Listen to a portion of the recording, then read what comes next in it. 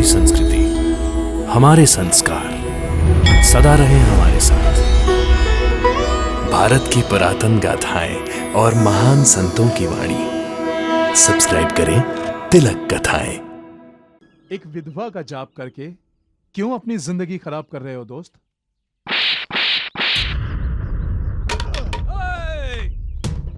ना! उस दिन तुमने मुझे मारा था, उसका हिसाब चुका दिया है मैंने।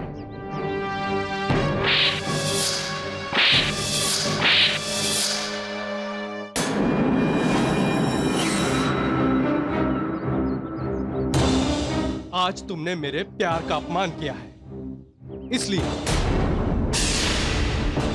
जाओ और एक बात कान खोलकर सुन लो। मैं शादी करूंगा तो सिर्फ सुकन्या से और किसी से नहीं। अरे सुकन्या के लिए एक जन्म तो क्या, मैं 7 जन्म तक उसका इंतजार कर सकता हूं। लगता है तुम्हें तुम्हारे इस जन्म से नफरत हो गई है उमाकांत। आरती हो गई। कब? अभी अभी। लेकिन हम तो आरती की प्रतीक्षा में ही खड़े हैं काका जी। और मैं अपनी बेटी सुकन्या की प्रतीक्षा में आंखें बिछाए खड़ा हूँ। आरती का और बेटी का क्या संबंध है काका जी? एक पिता का तो बेटी से संबंध है। काका जी, देवी और बेटी के बराबरी नहीं हो सकती। बेटी देवी ही तो होती है। तो फिर बेटी की ही आरती करनी चाहिए थी आपको। देवी की आरती क्यों करते हैं आप? मैंने आप में से किसी को नहीं बुलाया था आरती के लिए। काका जी, ये गांव का मंदिर है। लेकिन पुजारी मैं हूँ इस मंदिर का। बरसों पहले जब मैं आरती करता था तब भी मैं किसी को नहीं बुलाता था, और आज भी किसी को नहीं बुलाया था और कल भी नहीं बुलाऊंगा। आपका व्यवहार ठीक नहीं है काका जी। हाँ।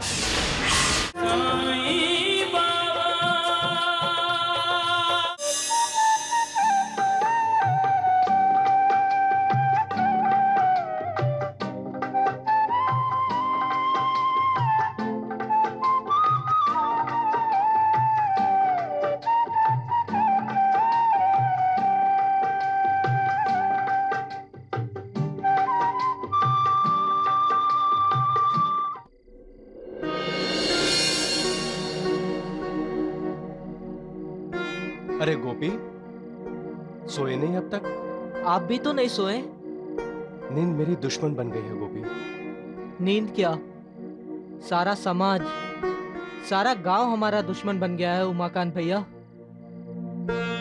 ये गांव अच्छा नहीं है उमाकांत भैया। ये अपनी ही बहन, अपनी ही बेटी पर अन्याय करता है। वैसे तुम बांसुरी अच्छी बजा लेते हो उमाकांत भैया, लेकिन क्या गोपी? तुम्हारी बांसुरी में बहुत दर्द है। जब जिंदगी के साथों सुर रूठ गए हो तो दर्द ही तो। नहीं उमाकांत भैया, रो मत। मैं बहुत कमजोर इंसान हूं गोपी, डरपोक हूं मैं। तुम्हारी दीदी मुझे ये गांव छोड़कर जाने की विनती कर रही थी, तभी मुझे सुकन्या के साथ ये गांव छोड़ देना चाहिए था और मंदिर में शादी करके अपना घर बसा लेना चाहिए था। लेकिन ऐसा कुछ नहीं हुआ गोपी, जिसकी वजह से सुकन्या ये गांव छोड़कर चली गई। क्या मालूम कि वो ये दुनिया छोड़ के ही चली गई होगी। नहीं नहीं, ऐसे मत बोलो। सुकन्या की जो भी हालत हुई हो, उसका जिम्मेदार मैं हूं, सिर्फ मैं हूं। भगवान इसके लिए मुझे कभी माफ नहीं करेंगे, कभी माफ नहीं करेंगे।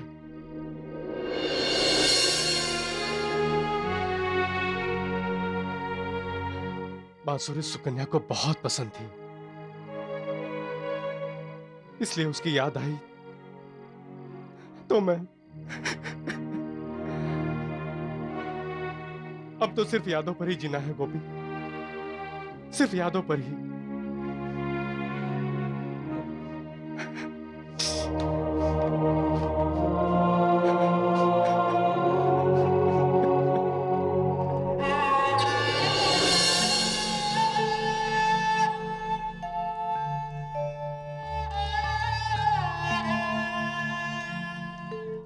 महालसापति,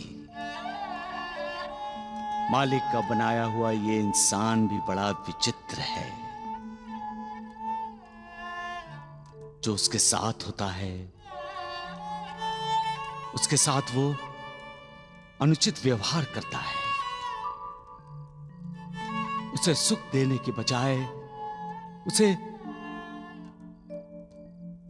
दुख देता है। महालसापति दुख देता है। सहारा देने की बजाय उसे बेसहारा कर देता है। उसके आंसू पोंछने के बजाय उसे रुलाता है। प्यार देने के बजाय उससे नफरत करता है।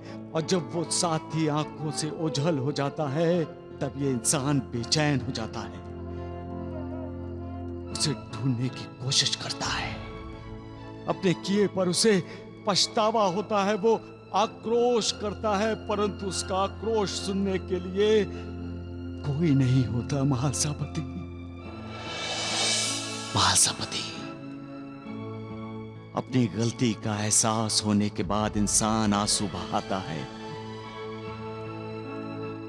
परंतु उसके आंसू किसी को सच्चे नहीं लगते। ऐसे इंसान पर कोई विश्वास करने को तैयार तक नहीं होता। वो अपनी खुशियों को खुद ही आग लगा देता है। क्यों ऐसा व्यवहार करता है महालसापति? क्यों अपनों को पराया बना देता है वो?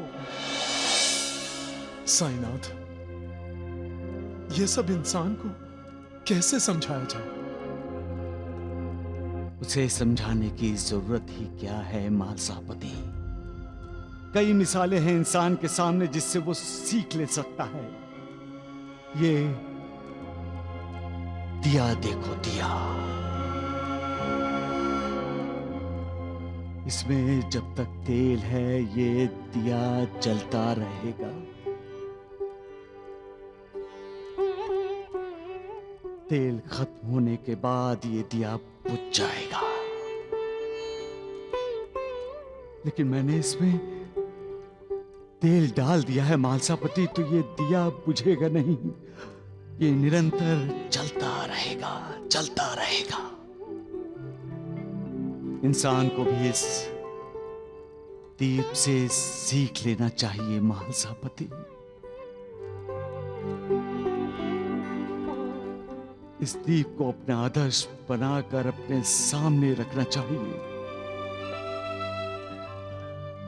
इस दीप को यानी तेल रूपी जीवन, यानी इसे प्यार देते रहना चाहिए।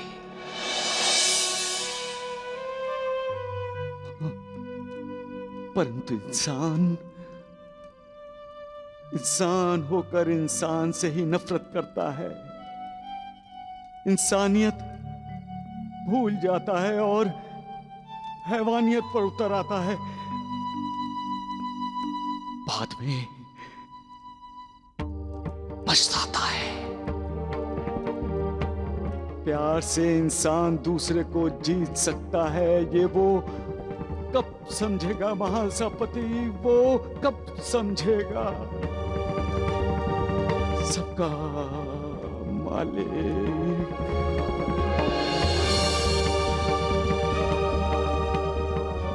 एक।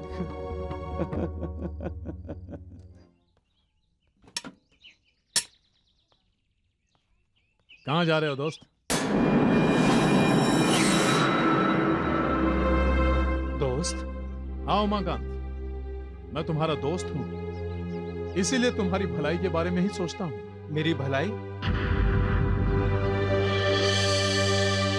देखो दोस्त, आज तक न सुकन्या लौटी है न उसके बारे में कोई खबर है। इसका मतलब है सुकन्या अब जिंदा नहीं है दोस्त। रास्ता छोड़ो और जाने दो मुझे। मैं तुम्हें लेने आया हूं दोस्त। तुम्हारे लिए मैं रिश्ता लेकर आया हूं। शादी करके अपना घर बसा लो और भूल जाओ सुकन्या को।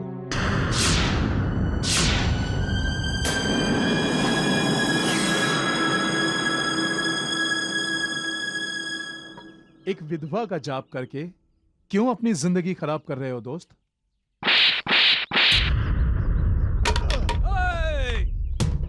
ना, उस दिन तुमने मुझे मारा था, उसका हिसाब चुका दिया है मैंने।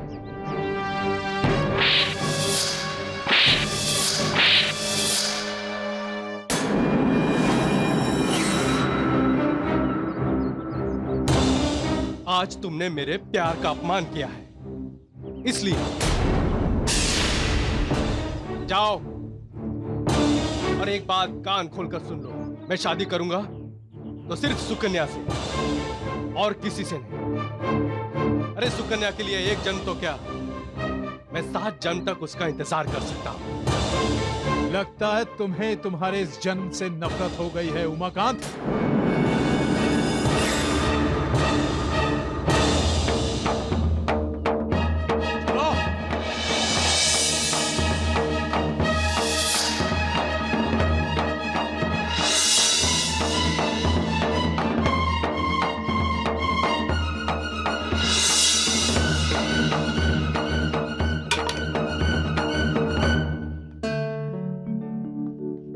मैंने उमाकांत को पहचाना ही नहीं। वो तो हीरा है, हीरा, और मैं उसे कांच समझता रहा। वो मेरी सुकन्या को फूल की तरह रखता, लेकिन मैंने उनकी शादी से इनकार कर दिया। मेरी बुद्धि भ्रष्ट हो गई थी। मैं अपनी बेटी को सुखी जीवन नहीं दे सका। मैंने उनकी जिंदगी बर्बाद की है। मैंने अपनी बेटी की जिंदगी बर्बाद की है। मुझे नर्क में भी जगह नहीं मिलेगी बेटा।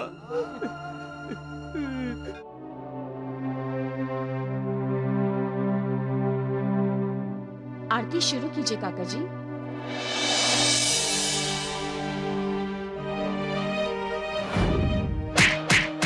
ये क्या कर रही हो? इस मनहूस के जीते जी इसका अंतिम संस्कार करने का मन हो रहा है मेरा। मैं और सुकन्या एक दूसरे से प्यार करते हैं। इसकी जड़ तुम हो सुकन्या। सुकन्या बेटी, भोजन बहुत ही स्वादिष्ट बना है।